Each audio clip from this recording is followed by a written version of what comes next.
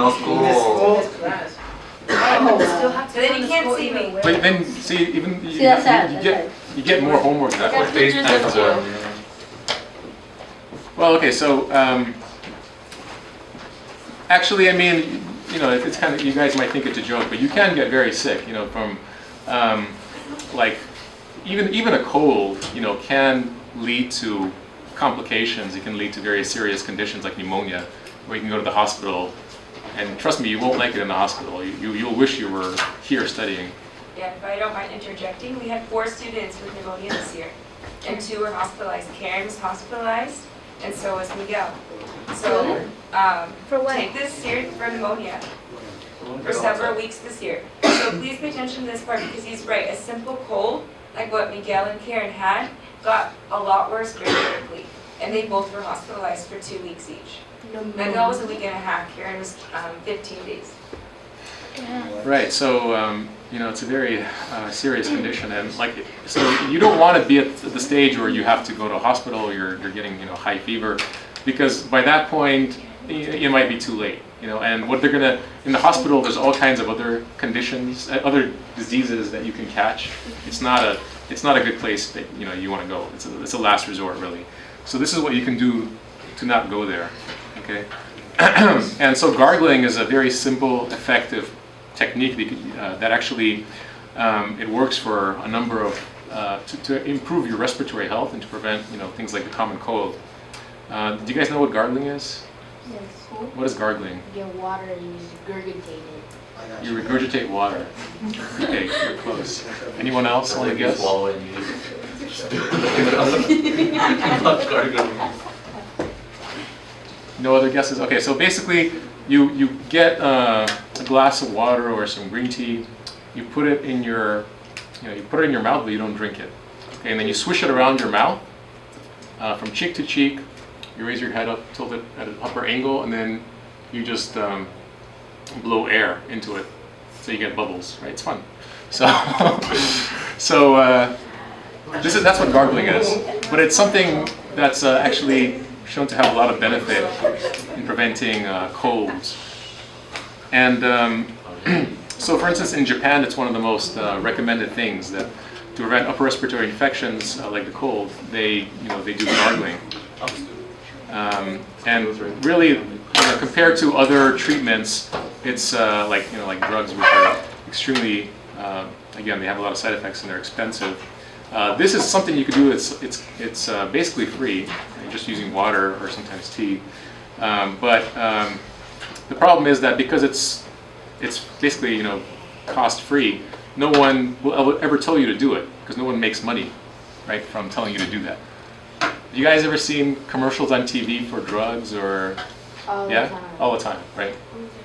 And then at the end, what do you normally hear at the end? Like of some the fast commercial? stuff, like Fast. about the symptoms. The symptoms. Yeah. About. But they say it really fast, so you don't hear it. Exactly. Brian, you want to? All right. Now, what's your name? Epifanio. What's that? Epifanio. Epifanio? Yeah. Okay. Go ahead. Is What did you want to true say? Smoke marijuana and makes your penis smaller. Okay, that's kind of off topic, so I don't know if you want that. That's the testicles. Let's say. Questions right now about colds and gargling. Oh. Yeah, go ahead. Okay, so I know what gargling is, but how does like just doing that, 'cause like you're not swallowing or you're not doing anything, you're just like blowing bubbles, how is that supposed to like prevent it? Yeah, so the way it works basically is, so you have in your mouth, in your throat, right, you have bacteria, right, and you don't want these bacteria to actually get inside your body. So when you gargle, when you swish around with, what I recommend is green tea, right, because what you're doing is you're loosening all that bacteria from your throat, right, and you're actually spitting it out. So you're gargling, you know, you're spitting it out. Or if you're doing green tea, you can swallow as well because the green tea will kill off the bacteria. And it's also good for you. Isn't it warm water or is it just water? Yeah, I mean, you could just use, you know, filtered water or just, you know, even tap water. Just. We just talked about milk. We just talked about dairy and constipation, so make sure the bathroom's nearby. Just kidding, but okay. So yeah, but unfortunately, so you don't hear about these things because unlike drugs, which have a lot of money, right, and you hear a long list of side effects at the end, there's no one is paid to tell you about this. So there was a study, they looked at the incidence of colds, and they compared it to children that gargled versus those who didn't. So the study found that simple plain water gargling is actually effective to prevent respiratory infections, and it would actually greatly improve your health and prevent you from getting sick with colds. So,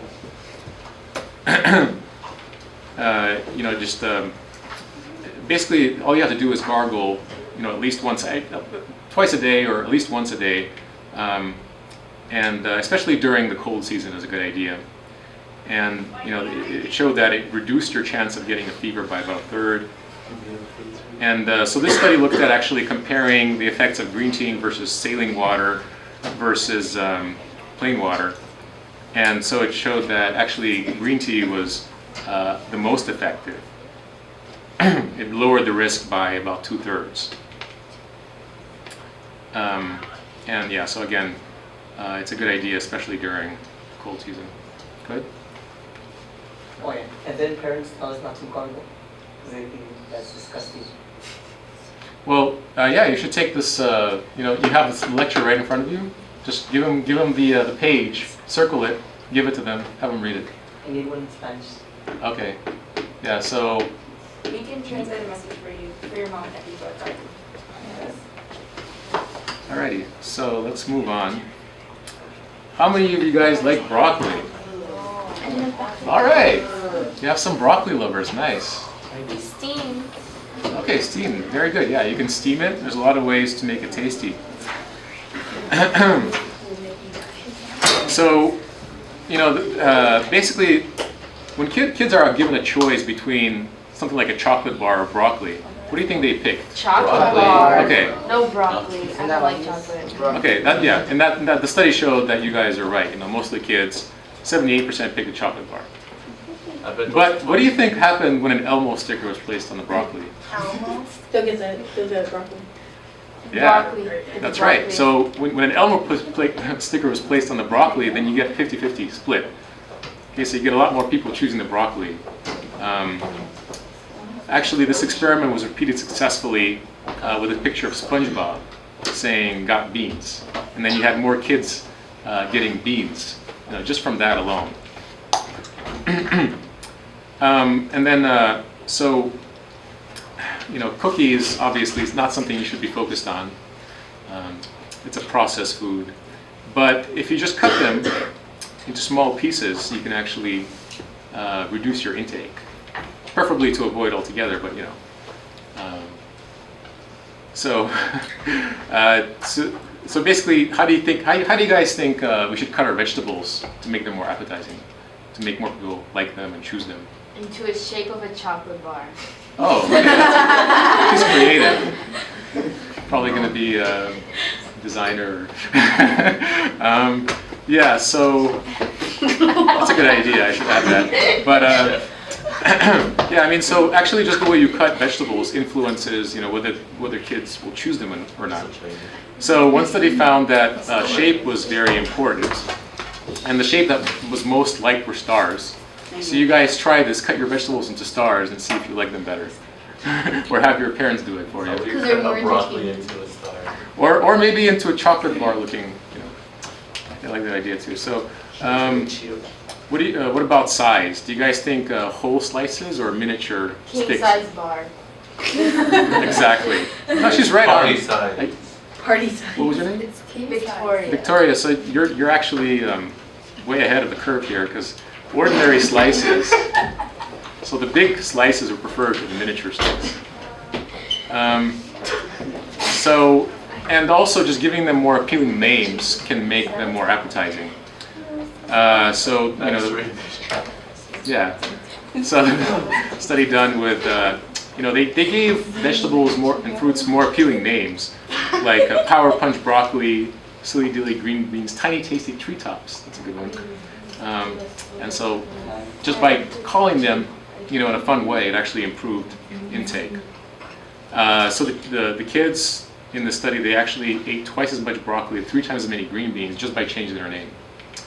Right? So, so basically, the whole point of it is it's all in your head. You just have to, kind of learn to like it, learn to like the healthy food. Is ranch And bad?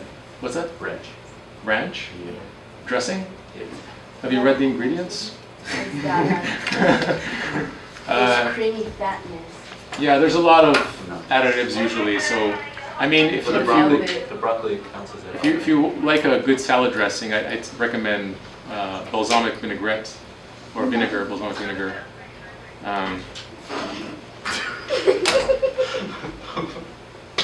So anyway, the study found that in where the names were changed to these more attractive versions, cooler versions, the kids they increased their intake of vegetables and fruit by nearly 100%, and in the school that they were just nothing was done, their intake of fruits and vegetables continued to decline. How old were the kids? So the kids in the study were like elementary school, but this this study didn't just affect them at the elementary level. It affected their consumption, even into adulthood. So the changes they made when they were younger, they retained when they grew up. Okay, so that's quite important. It creates a lasting impact just by giving them more appealing names. Another strategy is something like peanut butter, organic peanut butter, for instance. You can dip your carrots or celery sticks in peanut butter, and that might improve the taste. Salad dressing, like you mentioned, ranch can help, but it's not quite as nutritious. And then there's the way where basically your parents sneak it in without telling you, right?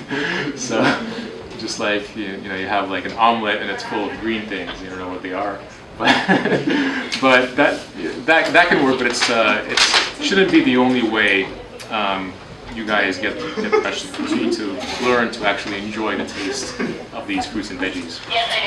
So the study looked at just hiding fruits and veggies into familiar dishes, pureeing them. Families, the families didn't notice basically.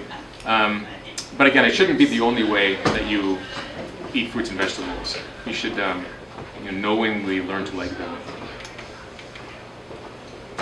And just by eating it regularly, if you just do it and try it a few times, you'll start developing a taste for it. Okay, because the more you eat it, the more you like it. Basically, we're all creatures of habit, so you build these healthy habits, right? Just like any other healthy habit that you're building right now. So basically, you should be exposed to whole fruits and vegetables as well and eat them. Now, if all else fails, parents can, or you guys can play video games that actually have a lot of nutritional education in them. ABC Mouse. What is that? It's a It's a kindergarten right. website. ABC Mouse. Yeah. So there you go. ABC Mouse. There's other games where you can learn about the health benefits of various fruits, veggies, and nuts and seeds and other plant foods. Okay, so what about parenting styles? What do you guys think would be the most effective way to get you to eat your broccoli, for instance? Tell them if we don't eat it, like big consequences. Okay, you think you have to lay down the hammer, right? Yeah. Okay. For sure. bring on. Leo has his hand. Go ahead. I say start from when you're actually when you get out. Start, but we don't need. Have the ability to start chewing. So have the ability to start chewing, and then Start teaching them. okay, yeah. So you're teaching them at an early age, in other words, right? Getting your kids used to fruits and vegetables. So that's good. So actually, so Victoria thought that putting pressure on the kids would be successful. But actually, when they looked at the research, the most important factor with regard to increasing, eating these fruits and vegetables was parents' own intake, right? So if you model this good behavior for your children and teach them at an early age, then they'll retain these habits. So basically, if your mom or dad is telling you to, eat your green beans or broccoli, and you see them eating chicken, you should be telling them, to actually show you first, to put their green beans and broccoli where their mouth is, right, and demonstrate how to do that first. Okay, so that's basically the end of the kind of scientific portion of the of the lecture. I prepared just another little section about for you guys. I think as far as what the traditional Latin American diet or the Latino diet was like. This is prior to European colonization. Okay, so what did so your ancestors, if you want to imagine kind of what they used to eat, before the Europeans arrived. You guys know about like Christopher Columbus, he discovered America, right? All that. Did you study history at all, or yeah? So what do you think you ate Latin American diet is traditionally? What type of foods were Say common? freshly cooked stuff, natural stuff. Yeah, some natural stuff. So it's very, basically European colonization began in 1492, and then with that, the foods like animal products like beef and pork were introduced. And prior to that, there was very little animal products used. So they basically, the Europeans brought with them the stuff they were used to. They considered the native diets to be primitive, and they wanted to eat the way they did back home. So the large quantities of meat, basically, that's present now in the Latin diet is a consequence of this colonization. And unfortunately, with all this livestock and all these animals being brought, they spread a lot of diseases. Also, just eating the animals, eating the various meat and animal products, also made them very sick. So it actually contributed to a huge rise in mortality from a historical perspective. And so the traditional Latin American diet is actually quite simple. It's largely vegetarian and includes foods like fruits, vegetables, and beans. And they use a lot of spices, so like to spice things up a bit and just give you a little a little image of various spices you can add to foods to increase their taste and also their health benefits. Some of the most common ones are listed there. And so also there was a study where they looked at basically how social bonding influences food choices. So the study found that when you actually, when families gather together around like a table and eat all together, not everyone like on their phone basically watching TV in their separate rooms, but all together without any distractions, no TV, no phones, they actually tended to make healthier choices. So they chose fruits and vegetables more often and less of the fried chicken.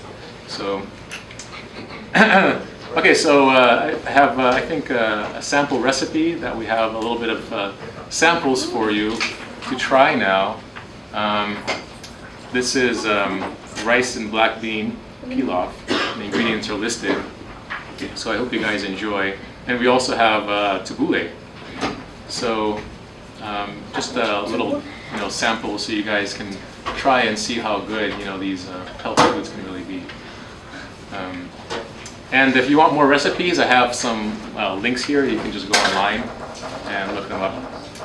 All right, so with that concludes my talk. If you guys have any questions, I'd be happy to answer. What's the difference between cow milk and soy milk? Okay, good question. So cow milk comes from a cow, just like it sounds, right?